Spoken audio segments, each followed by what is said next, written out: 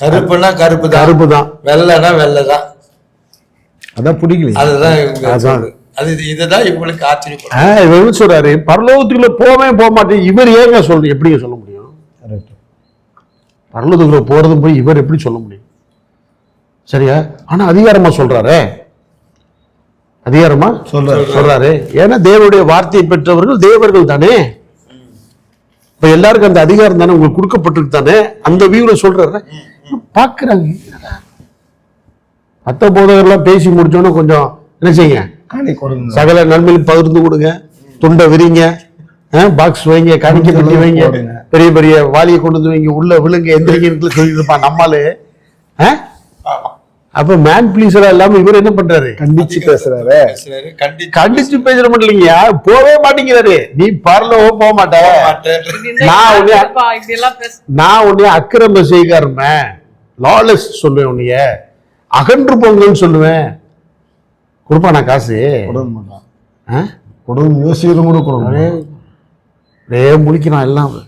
நாடா இப்படி பேசுறேன், ஆமென், இப்படி பேசுறாரு. இந்த அதிகாரம் எப்படி வந்துச்சு?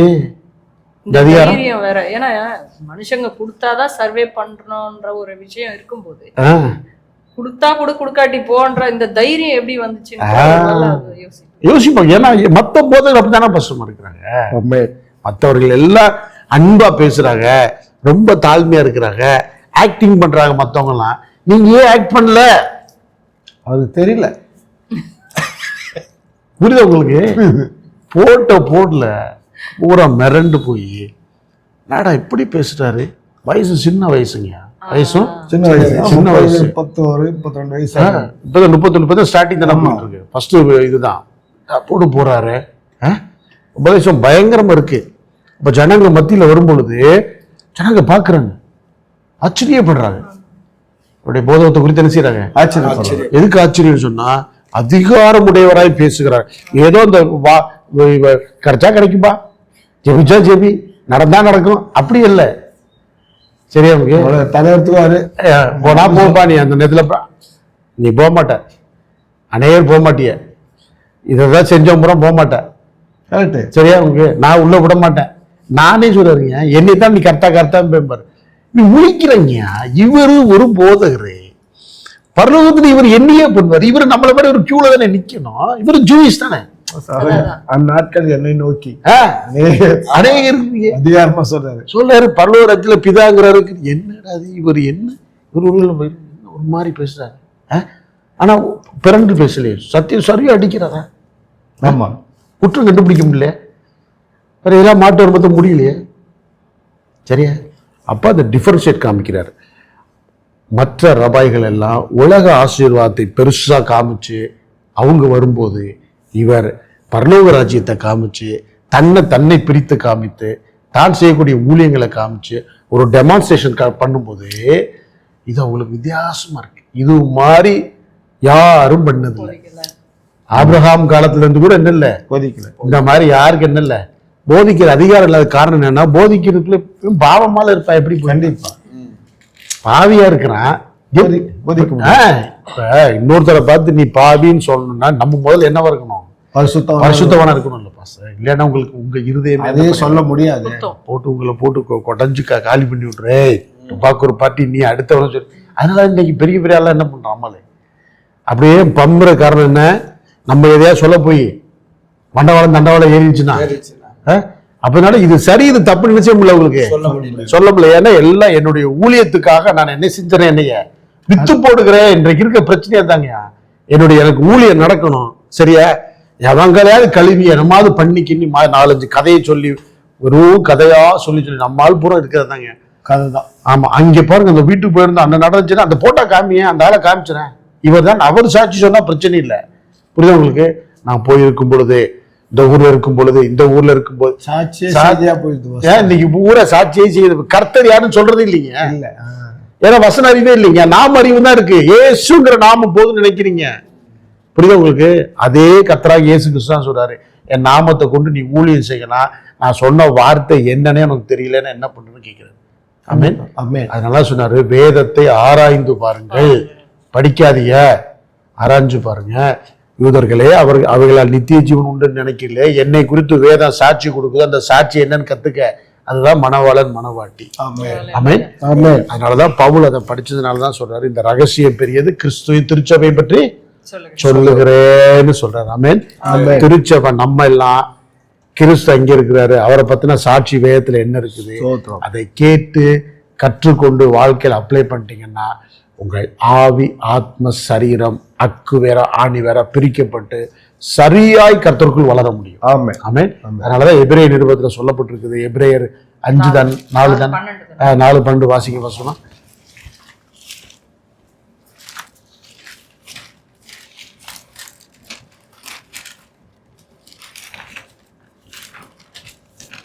தேவனுடைய வார்த்தையானது ஜீவனும் வல்லமையும் உள்ளதாயும் இருபுறமும் கருக்குள்ள எந்த பட்டயத்திலும் கருக்கானதாயும் ஆத்மாவையும் ஆவியையும் கணுக்களையும் ஊனையும் பிரிக்கத்தக்கதாக உருவ குத்துகிறதாயும் இருதயத்தின் நினைவுகளையும் யோசனைகளையும் வகையறுக்கிறதாயும் இருக்கிறது. ஆமென் ஆமென்.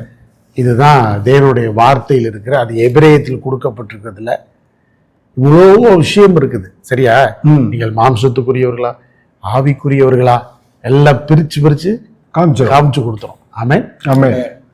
இதுக்குரியது அழகா பிரிச்சு அழகா காமிச்சு. அதனாலதான் மாடல் காடல் போட்டு கிளியரா படிக்கிறோம். ஆமென் ஆமென்.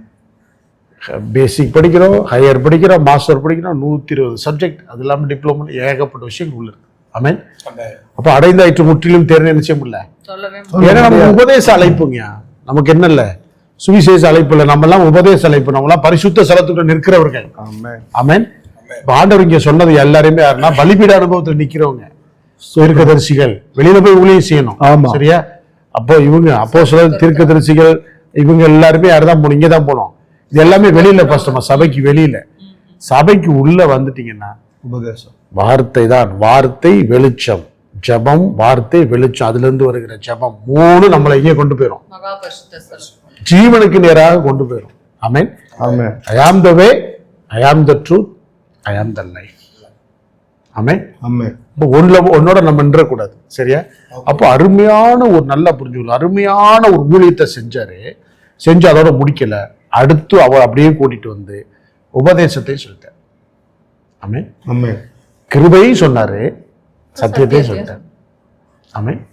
சோ கிருபையை மாத்திரை எடுத்துட்டு சத்தியத்தை விட்டுட்டீங்கன்னா மாட்டீங்க, கைவிடப்பட்ட கன்னிகை. அதனாலதான் இங்க வந்து அதிகாரம் உடையவராய் அங்க எப்படி ஊழியம் செஞ்சாரோ அதே மாதிரி போதனை செய்கிறார். அப்ப நம்ம எல்லாருமே அதிகாரம் உடையவர்களாக போதிக்கணும்னா அந்த அதிகாரம் உள்ள தேவனுடைய வார்த்தை நமக்கு வேணும் தானே. இப்ப தமிழ் பைபிளை டிரான்ஸ்லேட் பண்ணி படிச்சு தப்பே கிடையாதுங்க. தமிழ் பைபிளை படிச்சு சொல்றது என்ன இல்ல, தப்பே இல்லை. இது சம்பவத்தை மாத்திரம் தான் சொல்ல முடியும். வரங்கள்ல முதல் 2 வரம் இருக்குது சரியா. ஞானமும் அறிவும் இருக்குல்ல, ஞானமும் அறிவும், அது வந்து போதிக்கிறவனுக்கு தான் ரொம்ப தேவை. ஆமென். அதனாலதான் பவுல் சொன்னாரு, ரட்சிப்புக்கு ஏற்ற தீமோத்தேயுக்கு சொன்னாரு. தீமோத்தேயு தான் பாஸ்டருக்கு உண்டான உபதேசம், பாஸ்டருக்கு உண்டான விருப்பம் வந்து அதானே. தீமோத்தேயுக்கு சொன்னது நமக்கு சொன்னது மாதிரி தானே. ஆமென். அப்ப ரட்சிப்புக்கு ஏற்ற ஞானம் உண்டாக்கத்தக்க பரிசுத்த வேத எழுத்தை ஏன் படிக்கலன்னு கேட்பார்லான்னு கேட்பாரா, கேட்க மாட்டார், கண்டிப்பா கேட்பார். நாம அந்த வசனத்தை படிக்கிறோம், அந்த வசனத்தினுடைய பொருளுக்கு வர்றதே இல்லை. ஆமென் ஆமென். நான் சொல்றேன் உங்களை பார்த்து, பாய் பிரியாணி கடை, பாய் கடையில் போய் பிரியாணி சாப்பிடுங்கன்னு சொல்றேன். ஒரு இங்க பக்கத்துல SS பக்கெட் பிரியாணி வச்சுக்கலாம், போய் சாப்பிடுங்கன்னு சொன்னா நீங்க பாஸ்டர்மான சொல்றீங்க SS பக்கெட் பிரியாணில போய் சாப்பிடுங்க, பாஸ்டர்மா எல்லாம் விசுவாசின்னு சொல்றாங்க SS பக்கெட் பிரியாணில போய் சாப்பிடுங்க. அவங்க என்ன நினைக்கிறா, டெய்லி எடுத்து ஒரு இதை எடுத்து எஸ்எஸ் பக்கெட் பயிர் போய் சாப்பிட வேண்டும், எஸ்எஸ் பக்கெட் பயிர் இப்படியே படிச்சுட்டே இருந்தா சொன்னதுடைய கருத்து என்னல்ல? அவங்க டேஸ்ட் பண்ண நான் என்ன சொன்னேன், நான் சொன்னது ஏன் திருப்பி படிச்சுட்டே இருக்கிற? 1000 தடவை படிச்சு என்ன பிரயோஜனம் இருக்கு? டேஸ்ட் பண்ணதான் தெரியும். போய் அது என்னன்னு பார்த்து வாங்கி இந்த பக்கெட் பிரியாணி என்னதான் வாங்கி என்ன பண்ணு வீட்டுல உட்காந்து சாப்பிட்டா தான் நான் சொன்னதுக்கும் நீ பெற்றுக்கொண்டு அனுபவிக்கிறதுக்கு ஒரு தொடர்பு இருக்கும். ஆமே, இங்க இப்ப எப்படி இருக்கு நமக்குன்னா, சொன்ன வசனத்தையே அறிக்கையிடுறது. சரியா உங்களுக்கு? எஸ்எஸ் பக்கெட் பிரியாணி சாப்பிடுவோம், எஸ்எஸ் பிரியாணி சாப்பிட வேண்டும், எஸ்எஸ் பிரியாணி சாப்பிட வேண்டும், இப்படி எத்தனை 100 தடவை சொல்லி என்ன ஆகுது? அதான் நான் நிறைய எல்லாருக்கும் தெரியுங்க. ரட்சிப்புக்கேற்ற ஞானம் உண்டாக்கத்தக்க பரிசுத்த வேத எழுத்துக்கள் அப்படிதான் எல்லாருக்கும் தெரியும். அதை படிச்சுக்கிட்டே தான் இருக்கனாலே நம்மளே எங்க இது எதை சொல்றாரு? இந்த 2 தீமோத்தேயு 3:15 சொல்லப்பட்ட பரிசுத்த வேத எழுத்துக்களைன்னு சொல்லி இருக்கிறாரு. அது என்ன வேத எழுத்து, என்ன பரிசுத்தவாதுல அதுல இருக்குது? ஏன் பவுல் அதை பரிசுத்த வேத எழுத்துங்கிறாரு? அப்ப அதுல என்ன நம்ம சொல்ல வர்றாரு? மொழின்னு மொத்தமா சொல்லாம எழுத்துன்னு சொல்லிடுறாரு. இப்ப நம்ம இப்ப பாக்குற இந்த எழுத்துல இருந்து தானே பாக்குறோம். ஆமா, வேர்டு எழுத்து சேர்த்து தானே நம்ம வார்த்தை, பரிசுத்த வார்த்தை அப்படின்னா அப்ப அதுல என்ன இருக்கு? அப்ப பரிசுத்தம் இல்ல தெரியுதா? இப்ப நான் சொல்றேன், பிரியாணி அப்படின்னு சொன்னா பக்கெட் பிரியாணி அப்படின்னா பக்கெட் பிரியாணி என்ன கலர்னு தெரியுங்களா உங்களுக்கு? போய் பார்த்தா தானே தெரியும். பக்கெட் பிரியாணி நினைச்சிட்டே இருந்தீங்கன்னா போய் பார்த்தா தான் ஒரு பக்கெட் கொடுக்குறான், உள்ள ரைஸ் வச்சிருக்கிறான், இன்ன கலர் இருக்கு, மஞ்சள் கலர்ல இருக்குது, வெள்ளையா இல்ல மஞ்சள் கலர்ல இருக்கு, அதுக்குள்ள மட்டன் இருக்குது, சிக்கன் இப்படிலாம் கொடுக்குறாங்க இல்லைங்க. சாப்பிட்டுருக்கீங்க கண்டிப்பா சாப்பிடுறாங்க. சொல்ல புரியுது உங்களுக்கு? அப்ப வேத வசனத்தை கொடுக்கும்போது அது சாப்பிடணும்ல கண்டிப்பா. அப்ப நம்ம அதை பார்க்குறோம். இதுல ஆர்டினல் இருக்கு, கார்டினல் இருக்கு, வேர்ட் பிக்சர் இருக்குது, அதுக்கு ஒரு சென்டென்ஸ் இருக்கு, அதுக்கு ஒரு ரூட் இருக்கு, அதுக்கு ஒரு மீனிங் இருக்கு. ஓ, இவ்வளவு இருக்கா? ஆமே, ஓ இதுதான் தேவனுடைய வார்த்தையா? ஆமே. இப்ப நம்ம என்னன்னா பக்கெட் பிரியாணி சாப்பிடுங்க, நான் வாங்கிக்கிறேன், பக்கெட் பிரியாணி சாப்பிடுங்க, பக்கெட் பிரியாணி இன்னைக்கு 10 தடவை சொன்னியா பக்கெட் பிரியாணி சாப்பிடணும், 10 தடவை சொன்னேன், காலையில 5 தடவை சொன்னேன், ஈவினிங் 5 தடவை சொன்னேன் பக்கெட் பிரியாணி. அதே தான் கர்த்தரனை ஆசீர்வதிப்பார், கர்த்தரனை ஆசீர்வதிப்பார், கர்த்தர் ஆசீர்வதிப்பார். வசனத்தை முட்டி போட்டு படிக்கிறான். சொல்ல புரியுதா? முட்டி போட்டு பக்கெட் பிரியாணி படிச்சு நீ என்ன பிரயோஜனம்? எந்திரிச்சு நடந்து போய் என்ன பண்ண வாங்கி தின்னுனா? அப்ப வேதம் தேவாவினால் அருளப்பட்டதுன்னு சொன்னா என்ன வேதத்தை அவர் சொன்னார், அந்த வேதத்தை எடுத்து இதுல எங்கப்பா தேவாவின்னு எழுதியிருக்கிறார், என்ன எழுதியிருக்கிறார் பாக்கணுமா இல்லையா? கண்டிப்பா பாக்கணும். ஆமா, ஒரு இடம் சொல்றேங்க, இந்த புக்கில் வந்து உங்களுக்கு ஒரு இடம் கொடுக்குறேன் பாஸ்டர் சொன்னா, நான் வாங்கின ஒரு படம் இது கொடுக்குறேன் பத்திரம், நீங்க உடனே என்ன பண்ணுவீங்க? போய் பார்ப்போம். போய் அந்த இடத்த பார்த்துட்டு மூல பத்திரம் செக் பண்ணல இல்லையா, ஒரிஜினலா இருக்குதா இல்லையான்னு பாப்பீங்களா இல்லையா? ஒரு தங்கம் கொடுக்குறேன் பாஸ்டர், இருந்தாங்க சபையை கட்டிங்க, நல்ல பெருசா டெவலப் பண்ணி ஒரு கட்டி கொடுக்குறேன்னு சொன்னேன். தேய்ச்சி பார்ப்போம். பாருங்க என்ன பண்ணுவீங்க? செக் பண்ணுவோம். டூப்ளிகேட்டா உள்ள கல்ல வச்சிருக்காரா, தங்கத்துக்குள்ள இரும்பு வச்சிருக்கிறாரா, கண்டிப்பா செங்கலை வச்சிருக்கிறாரா, முலாம் பூசி இருக்கிறாரா? ஆமா இல்லையா? கண்டிப்பா. எல்லாத்துக்குமே மூலத்தை செக் பண்ணும்போது வார்த்தைக்கு தேவனுடைய வார்த்தை மூலத்தை நான் செக் பண்ண மாட்டேன், பிடிவாதமா இருப்பேன், பெரிய திம்பலா இருப்பேன் அப்படின்னா நான் இருந்துட்டு போறேன். நமக்கு என்ன சாப்பிட்ட நாங்க சொல்றோம், சாப்பிட்டு நாங்க சொல்றோம் பலன் இதுல ஸ்ட்ரென்த் இருக்குன்னு கேட்கல. நான் ஒண்ணுமே பண்ண முடியும். என்ன கஷ்டமா ஒண்ணு சொல்றேன், பிரியாணி சாப்பிடுன்னு சொன்னா நீ தான் என்ன செய்யணும்? போய் நீ தான் காசை கொடுத்து வாங்கி போய் சாப்பிட்டு ருசிச்சு பார்க்கணும். அப்ப நீ 4 பேருக்கு சொல்லுவேன். அப்படிதான் இந்த ஊழியம் வந்தது. ஆமென். ஆனா நம்ம கடமை பாசம் சொல்லிடுறோம், எங்களை உங்க ரத்த பலிக்கு நாங்க என்ன இல்ல பொறுப்பு இல்ல, கொடுக்கப்பட்ட கடமைக்கு சொல்லிடுறோம். எங்களுக்கு இந்த பொறுப்பை கர்த்தர் கொடுத்திருக்கிறார். சரியா? எங்க தாய் தகப்பனே, எங்க அப்பா பாஸ்டர் கிடையாது, தாய் தகப்பன் பாஸ்டர், நாங்க இந்து குடும்பத்துல இருந்து வந்தவங்க, எங்களுக்கு இது பூர்வீக சொத்தும் கிடையாது. சரியா? உங்களுக்கு 100% பியூரா கர்த்தர் கொடுத்த ஊழியா? சரியா? உங்களுக்கு எங்க கடமையை நாங்க என்ன பண்ணிடுறோம்? செய்யறோம். உங்க ரத்த பலிக்கு நாங்க பொறுப்பே கிடையாது. சத்தியம் நிறைய இருக்குது, உட்கொள்ளாத உங்களுடைய பொறுப்பு. ஆமென்.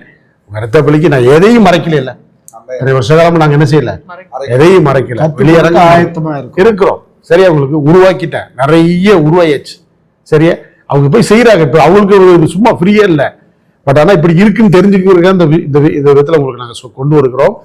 கர்த்தர் உங்களை தொடர்ந்து ஆசீர்வதிப்பாராக. அதிகாரம் உடையவராய் தேவனுடைய வார்த்தையை நாம் பெற்றுக்கொண்டு, நம்முடைய ஆவியை பெற்றுக்கொண்டு, நாம எல்லாருமே கிறிஸ்துவுக்கு சாட்சியாய் நிற்கும்படியாய் நாமளும் அதிகாரம் உடையவராய் போதிக்கணும்னா நமக்கு இந்த சத்தியங்கள் எல்லாம் நமக்கு என்ன செய்யணும்? கற்றுக்கொள்ள வேண்டும். ஆமென்.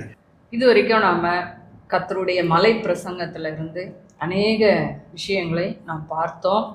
ஐயா நமக்கு கற்றுக் கொடுத்தாங்க. இப்போ அது மத்தியில ஒரு எழுத்தை கூட, எபிரேய எழுத்தை கூட, அது வேதத்துல பவுல் சொல்லுகிறார் தீமோத்தேயுக்கு, பரிசுத்த வேத எழுத்துக்களை நீ அறிந்திருக்கிறாயே என்று சொன்ன அந்த எழுத்துல 22 எழுத்துல இருக்கிற முதல் எழுத்தையும் நமக்கு ஐயா அது வந்து விளக்கி காண்பித்தாங்க. இன்னும் கூட அதுல நிறைய விளக்கங்கள் இருக்கிறது. ஸோ நீங்களும் இதை பார்த்து மற்றவர்களுக்கும் இதை வந்து நீங்க எடுத்து சொல்லுங்க. எல்லாரும் இந்த சத்திய அறிவை பெற்றுக்கொண்டு கர்த்தருடைய வருகையானது அதிசீக்கிரமா இருக்கிறபடினால ரட்சிக்கப்பட்ட எல்லாரும் அவரை பற்றி பூரணமாக அறிந்திருக்க வேண்டும் என்கிறதே தேவனுடைய சித்தமா இருக்கிறதுன்றதை நாம் அறிந்திருக்கிறோம். அப்படியாக உங்களால் முடிந்த வரைக்கும் மற்றவர்களுக்கும் இதை ஷேர் பண்ணுங்க. தொடர்ந்து நாம வருகிற எபிசோட்ல இப்படிப்பட்ட சத்தியங்களையும் எழுத்துக்களில் இருக்கிற காரியங்களையும் நாம பார்ப்போம். ஐயா நன்றி. ஷாலோம்.